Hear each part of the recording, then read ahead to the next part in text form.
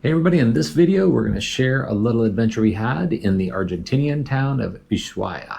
Stay tuned to the end to see what kind of exciting animal we saw on our hike.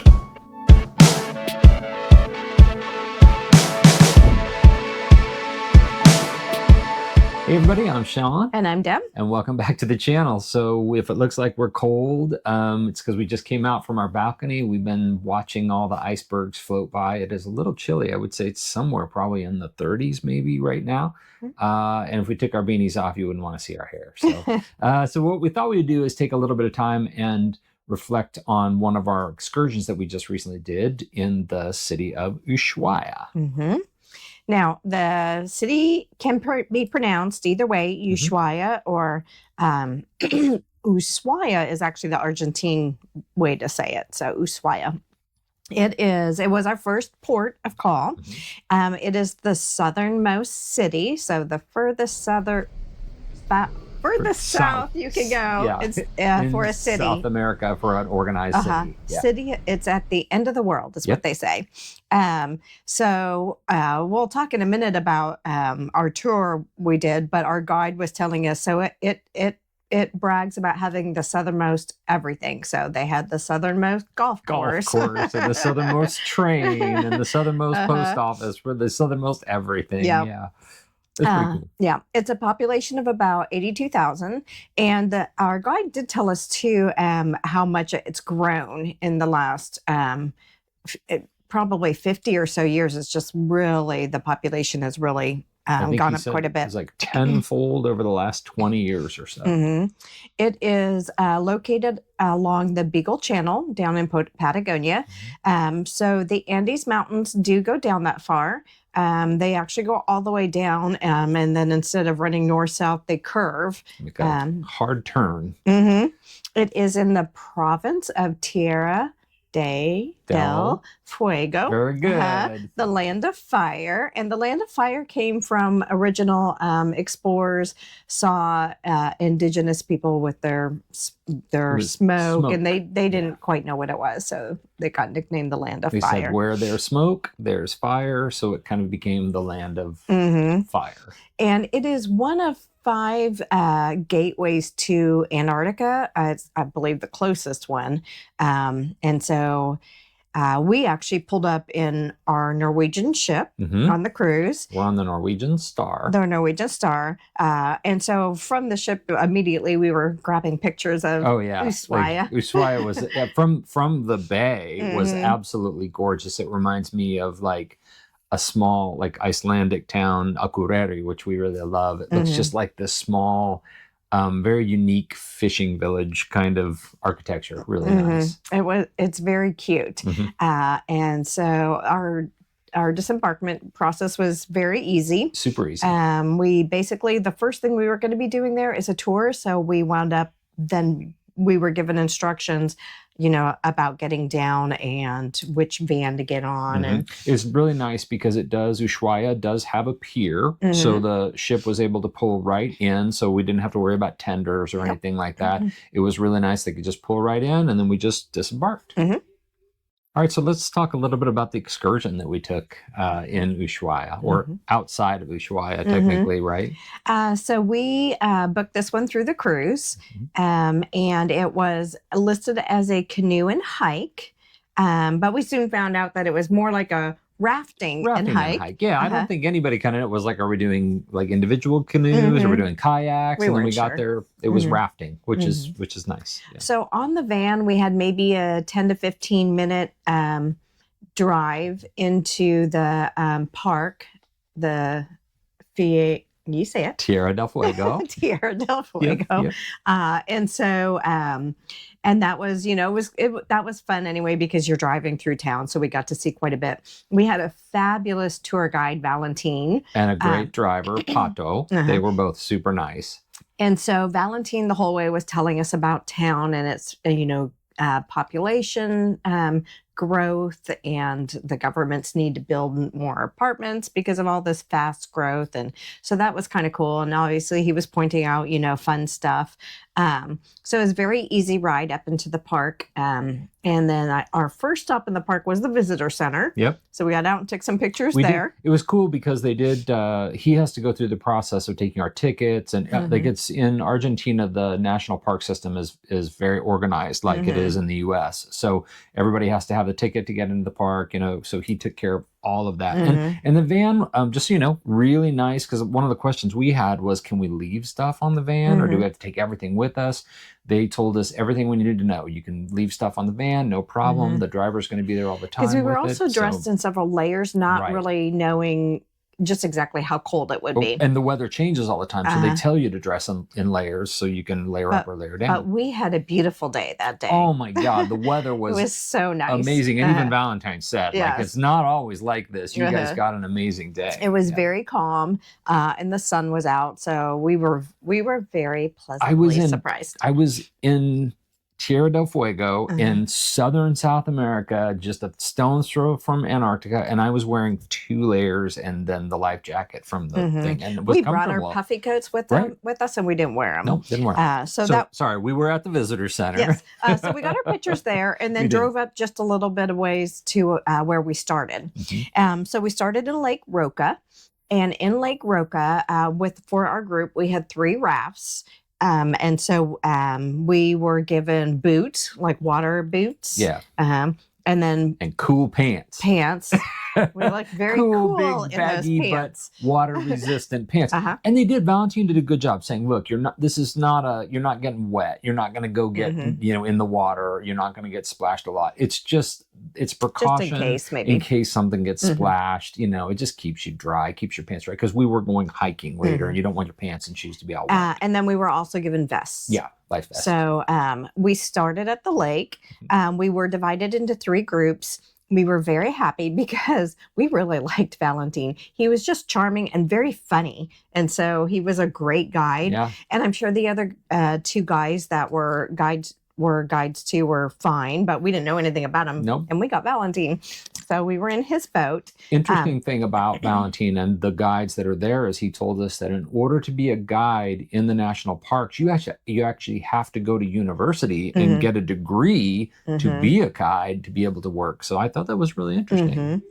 But he was super good we started in Lake Roca, and then we went down to the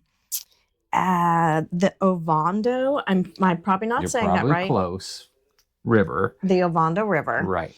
But the lake is very calm. Oh, and by the way, just in case you do this excursion, you're going to work. You're going to paddle. You'll be paddling. You'll be paddling the whole time. It's not hard work, but if you're all paddling together and, everybody stops and takes pictures for a little while, does some video, but you will work. But he was very good about pulling over so we could see certain birds that were along the side.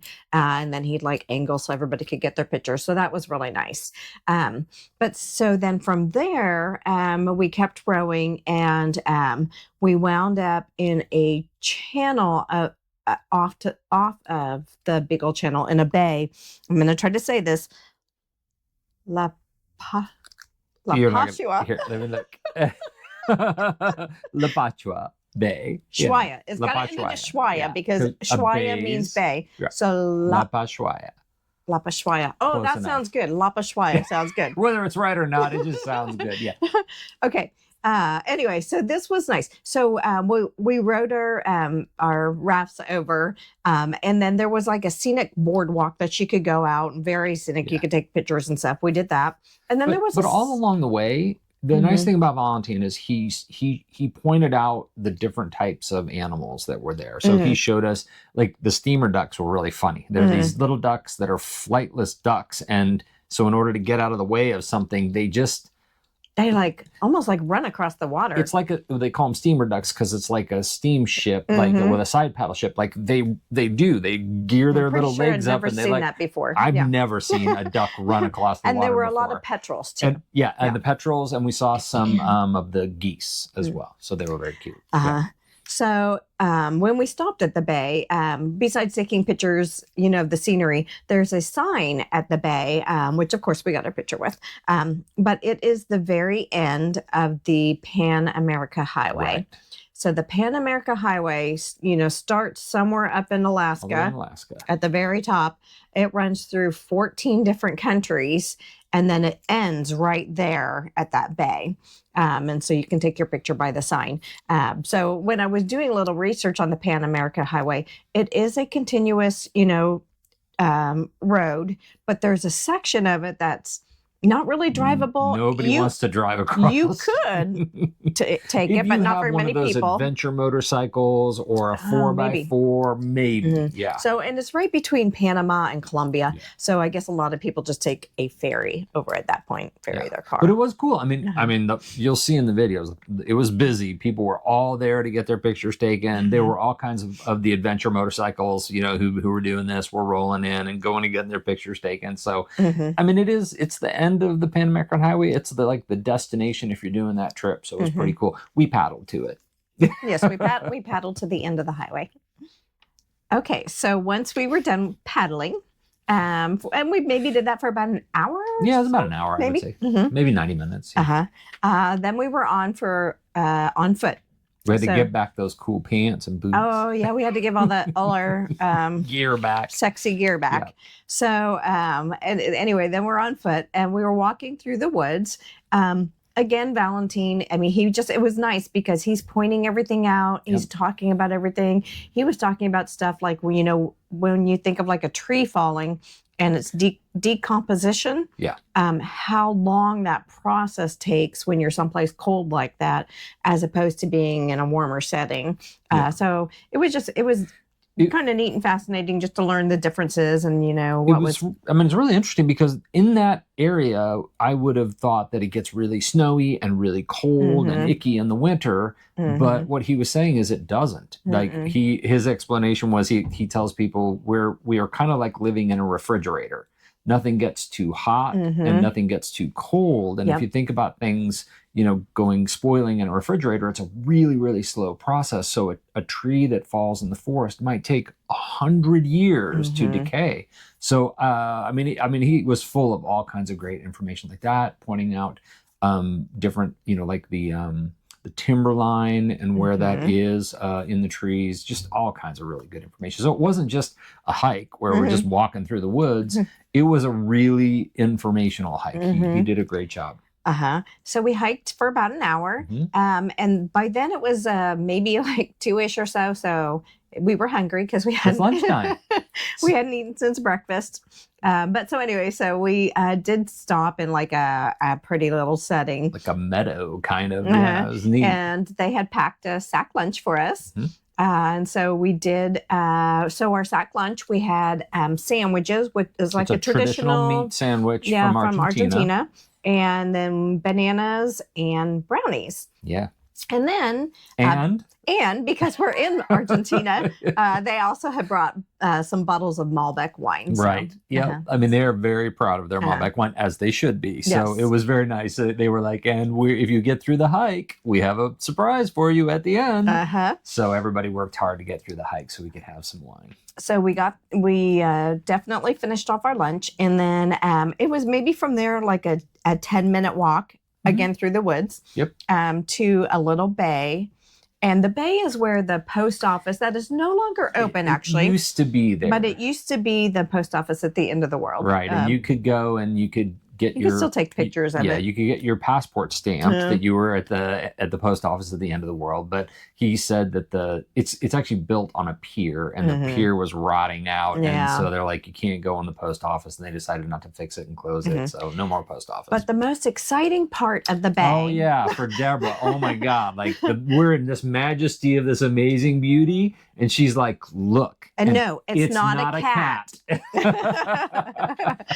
It was not a cat, but that's okay. It was. We were like walking out of the woods to the bay, and I see something running down to the beach. It's like a pebble beach. And I'm like, did somebody bring their dog? No, it was a fox. Yeah. So, and he was very cute. He was very cute, and he was just, people were sitting on the rocks, and he's just running by them. And then he ran off, and he got a drink from a stream. He got a cute, yeah, he was down drinking from the stream. And I was, because you always wonder, are people feeding the animals when they shouldn't? It didn't seem like he was like looking for food. He was just ignoring the people, like, get off my beach, and just wandering around. So that was the highlight of my expedition. It was the highlight of her day. Like, she kept talking about the fox. I know. Anytime I see something like that, it's, especially out in nature, it's very exciting. It was very cool. She looked at me, and she looked and she said, was that a fox? And I was like, I don't know. I saw something, a blur of movement or something. Like, she's running. Like, I think it's a fox. So and you'll have to stay tuned, because eventually we'll be talking about the whales we saw out here. So yeah, that's pretty another cool. story. That's what though. we've been doing, wearing our cold weather gear. Yeah. So anyway, this was our adventure. Well, and then we did actually go back. Yes. Yeah. So the tour got done in time that we had time to walk around Ushuaia. So we did. The van brought us back down, dropped us off in town, and then we were able to just go around. I think we did stop at a chocolate store and buy a couple chocolates. Sean forgot his coat on the van. Sean forgot his coat on the van, but thankfully the van people turned it back into the cruise ship. Again, and it was, great. A great tour operator. They top notch. It was a great expedition. Thank you to them for, they brought it back to the ship for me. I, brought it back and dropped it off. But Ushuaia was, a lovely little town. Yeah. This is not a flat city like Buenos Aires. So if you're going to walk in Ushuaia, be prepared. You're going to be up and down hills. And by then, it was up in the high 50s, I think, maybe close to 60. It was warm. I was surprised how warm it was. So, and of course, we are layered, so we're like taking off layers. And I didn't have a jacket, so it was okay. Yes, his was on the van. Deb, of course, her radar found a nice little chocolateria where we got some local chocolate samples, which were really good. They were good. Dulce de leche chocolates. Absolutely. So, an Argentinian tradition. But it was a great little town to walk around. And if you are coming on a cruise, or you're able to come down here and just hike or whatever, I thought it was a great little town. Yeah, it was very nice. I would definitely digital nomad here. Absolutely. So I think that's it. We just wanted to share that kind of expedition that day. It was our first day off the ship. And then we have a little bit more to go until we get to some really, really scenic areas. That we'd share it with you. So if you have any questions about Ushuaia, have any questions about the expedition we went on, be sure to leave them in a comment. Be sure to like and subscribe, and we will see you in the next video. Thank you for joining us.